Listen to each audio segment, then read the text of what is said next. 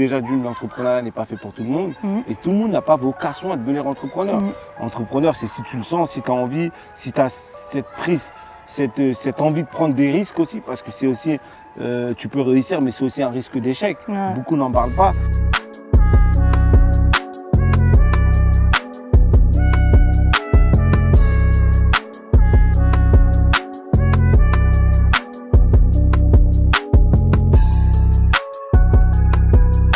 Du coup, aujourd'hui, on est là à Garges-lès-Gonesse. Je fais partie des premiers mecs qui avaient soutenu Urban Street Reporter. On avait fait ton portrait à l'époque. Moi, je suis Moussa Camara.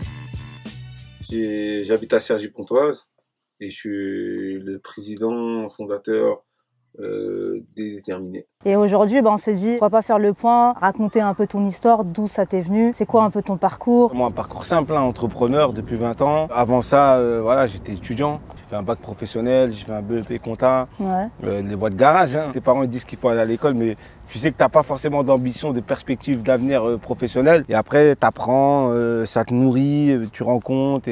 Et moi, j'ai eu la chance de créer ma première boîte très tôt, d'être engagé associativement à 20 ans en créant ma première association avec les gens de mon quartier, dans le cadre d'un contexte un peu particulier, parce que moi, le quartier où j'habitais, il a été totalement détruit dans le cadre du programme en rue, et là, ils ont reconstruit un nouveau quartier. On n'avait pas les codes, on connaissait personne, et finalement, on a su se structurer, on a su s'organiser, et on a fait bouger les lignes. Ce que je fais aujourd'hui avec les Déterminés, c'est la suite logique. Je ne suis pas là pour parler de mon parcours, je suis plus là pour parler un peu des exemples d'actions qu'on mène, et des modèles qui sont à reproduire un peu partout. J'ai souhaité parler de ton parcours parce que justement, comme tu le dis, souvent nous dans les cités, c'est des voies de garage et tu as l'impression que quand tu vas aller en BEP, secrétariat ou comptabilité, etc., tu te dis ouais, je vais pas réussir. Et souvent quand les jeunes, voilà, ils vont dans ces voies de garage, ils se disent c'est mort. Et aujourd'hui, tu es la preuve concrète que non, on peut passer par un BEP, avancer et aujourd'hui tu as un modèle de réussite et en plus tu es là pour encadrer et accompagner les entrepreneurs. Qu'est-ce qui a fait que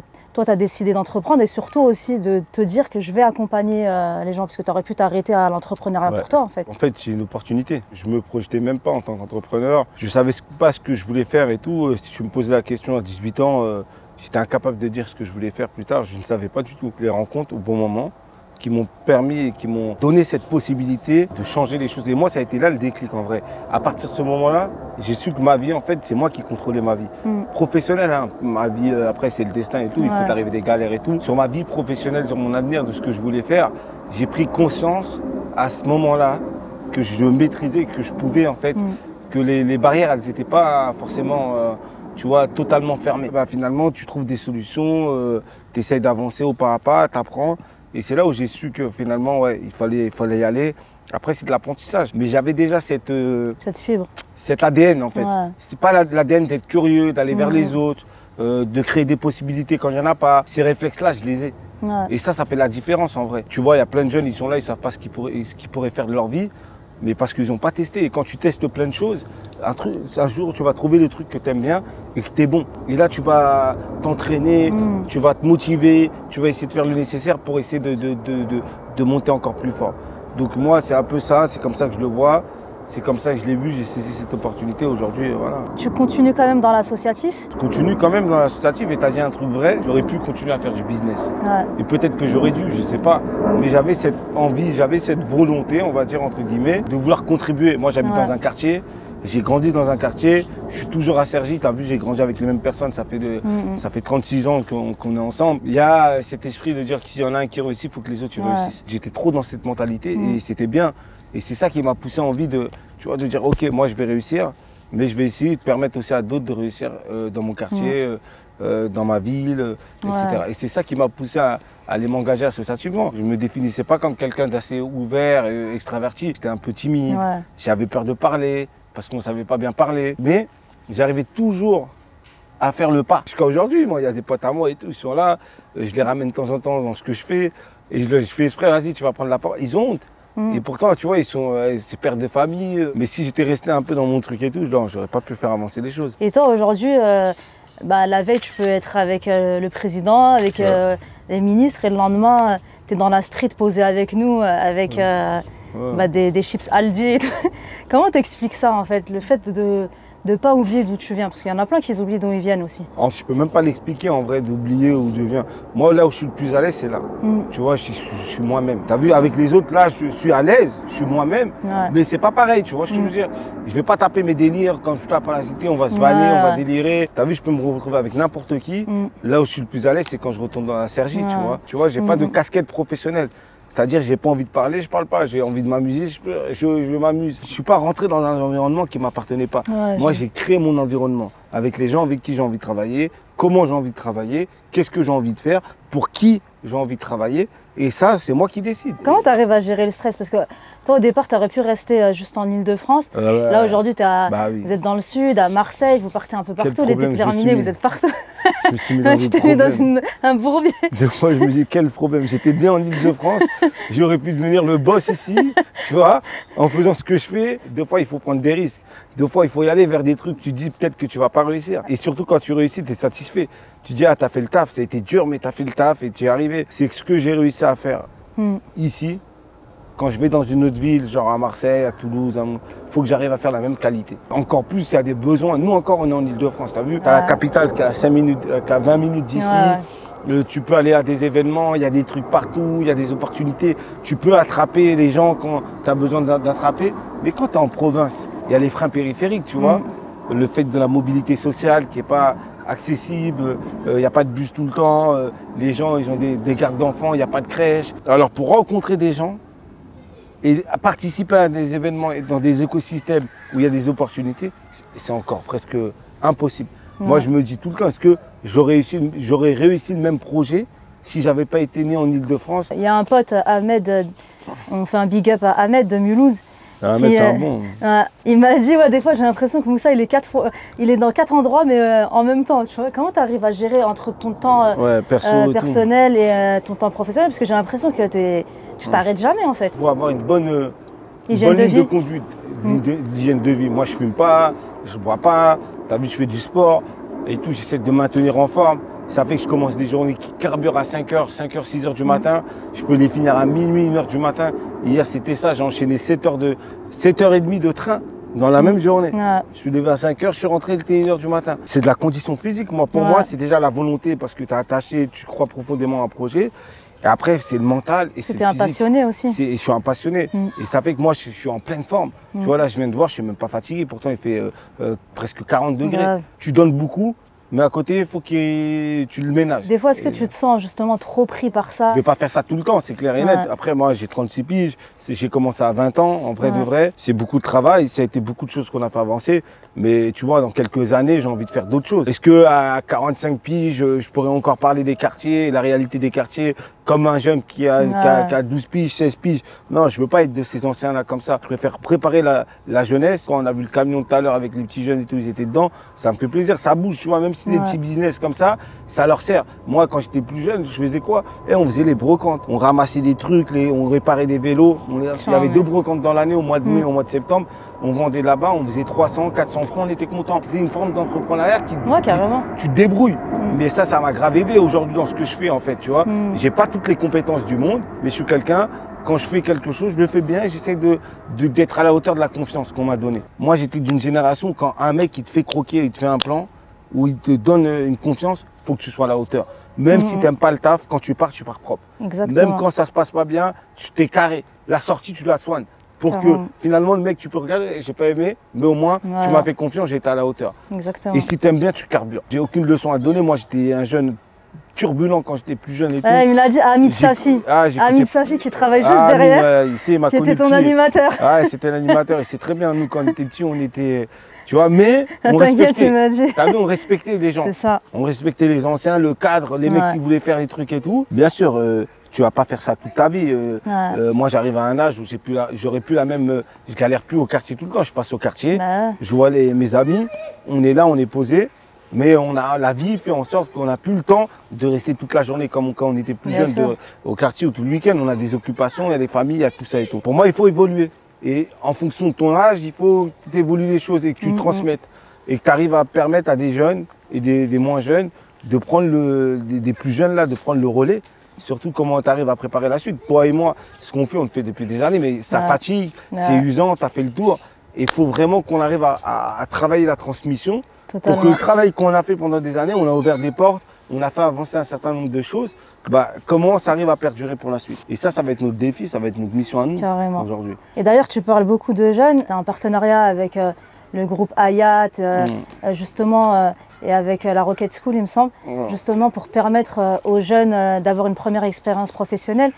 On sent en fait que tu as vraiment envie comment dirais-je, d'encourager les jeunes et de les sortir de la galère aussi. Je rencontre tous les jours des entreprises ou des opportunités de business de fou malade. Ouais. Et à côté de ça, on voit qu'il y a plein de jeunes qui sont au chômage, ils galèrent, ils ne savent même pas ce qu'ils veulent faire dans leur voie professionnelle. Moi, j'aurais kiffé quand j'étais plus jeune, on vient me proposer des plans. Et là, en fait, on les forme à des nouveaux métiers ou dans des entreprises ou dans des lieux de malades. Et derrière, c'est des opportunités qui peuvent changer leur vie. Ouais. Les mecs, quand ils signent leur CDI, ils gagnent 1 500 à 2 000 euros pour commencer leur salaire. Tu vois, plus que parfois ce que leurs parents gagnent. Bien sûr. Et ils commencent, ils ont juste 18 ans, 19. Là, tu transformes leur vie. Les mecs, ils ont une expérience ou des nanas professionnelles dans leur CV.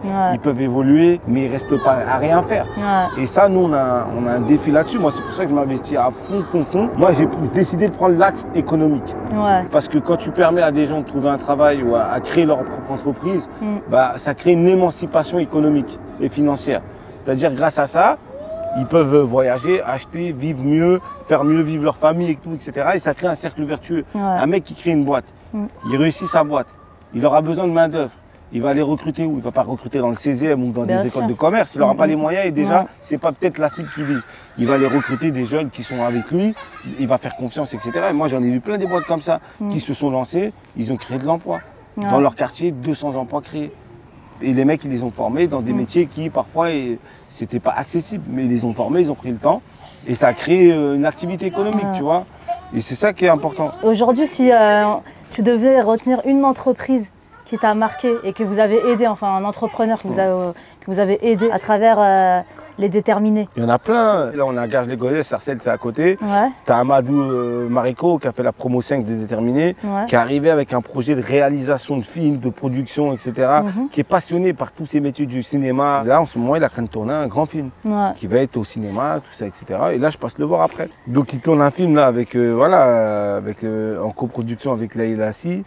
Co-réalisation, je crois, c'est ça. Ouais, c'est ça, la tourne à Sarcelles, exact. C'est une fierté, tu vois. Là, il fait tourner des salaires à Sarcelles, quoi, tu vois.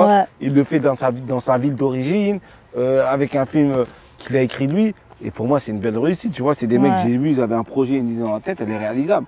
Et en fait, c'est un vrai cercle vertueux. C'est-à-dire que tu fais la passe et les mecs, ils sont bons. Sans moi, vous aurez réussi, quoi qu'il arrive. Mais moi, je suis un accélérateur. Je vous permets de vous faciliter, je suis un facilitateur. Mais quelqu'un qui est déter, quelqu'un qui veut entreprendre, il n'a pas besoin de nous, il va entreprendre. Quand je dis il n'a pas besoin de nous, il n'a pas besoin de nous. S'il a vraiment envie de le faire, il va le faire. Sauf qu'avec nous, il gagne du temps, il est dans un cadre, il y a un écosystème, on booste, tu vois. Il ne faut pas voler des réussites qui ne sont pas les tiennes. Tu vois, nous, la réussite, elle est dans l'accompagnement et dans la facilitation, en toute humilité. Maintenant, eux, leur truc, c'est de pouvoir saisir ces opportunités et de les transformer. Ça, c'est leur rôle. Nous, notre rôle, c'est de mettre à disposition. Justement, tu as vu, tu as rencontré des jeunes qui ont ouvert un hanout et tu vois, c'est du système D à mort. Tu m'as dit qu'il y a des mecs de chez toi aussi qui font ça, des jeunes. T'en penses quoi justement de tous ces jeunes qui veulent entreprendre mais qui ne savent pas en fait que c'est de l'entrepreneuriat? Moi, je pense que d'avoir une expérience comme ça, il faut les laisser faire.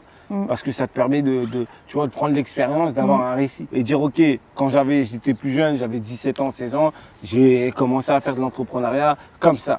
Ça fera partie de leur histoire s'ils réussissent et s'ils veulent aller dans ça. Déjà l'entrepreneuriat n'est pas fait pour tout le monde. Et tout le monde n'a pas vocation à devenir entrepreneur.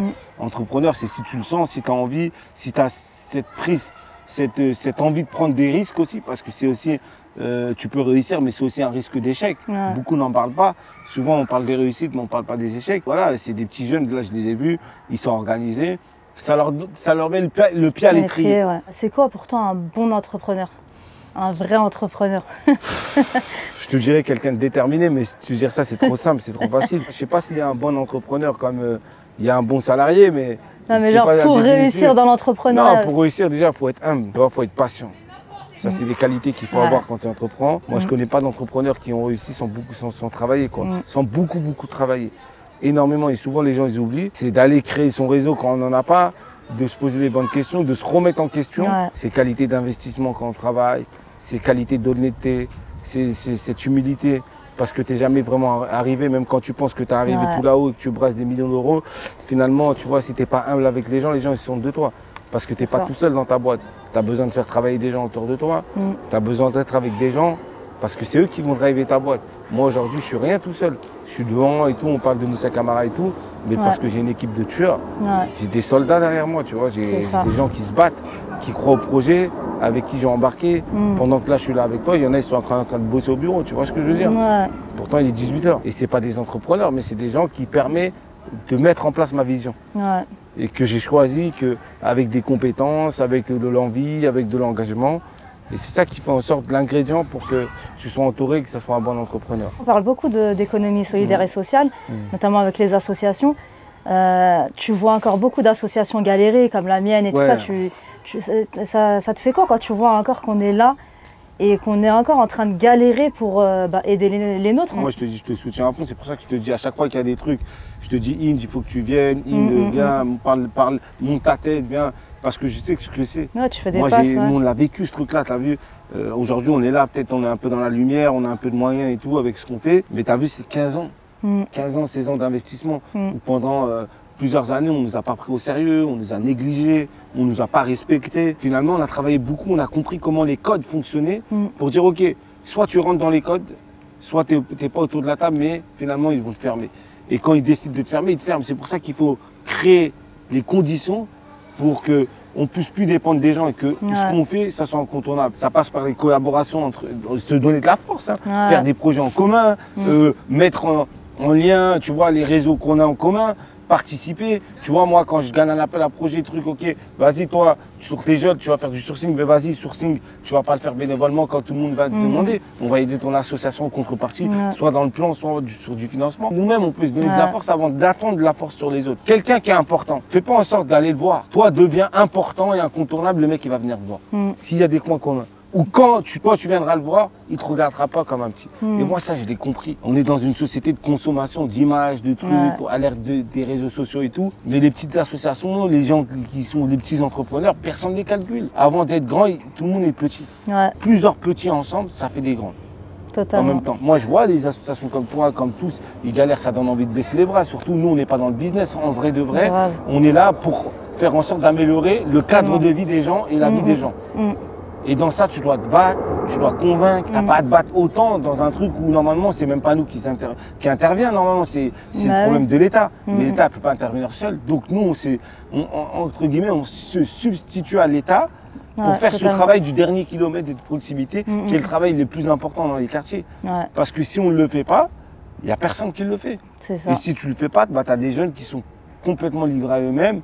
Et livrés à eux-mêmes, c'est jamais bon dans des quartiers où c'est rempli de difficultés. Toute la force que je peux leur donner, même si j'ai pas les temps ou les moyens, je leur donne, tu vois. Et tu sais très bien. Bien sûr. Et je continue, mais c'est pas facile, il faut se battre, tu vois. Entre ce que toi tu as à faire et entre la force que tu dois donner aux uns aux autres, le temps, une journée, c'est 24 heures. C'est tout à ton honneur. C'est chaud. En tout cas, je te remercie, Moussa. Comme il a dit, Moussa, c'est important pour nous aussi de l'avoir aujourd'hui pour un apéritif. Parce que l'apéritif, c'est raconter un peu la banlieue et tu t'en fais partie. Et c'est un mec qui n'oublie pas d'où il vient. Je reste quand même un mec humble et ça, c'est tout à ton honneur, comme je te dis. Et surtout, soyez des gens, comme il a dit, déterminés. Je sais pas, c'est dur, mais on a toujours connu cette dureté, en fait, finalement. Merci, Moussa. Merci à toi, Inde.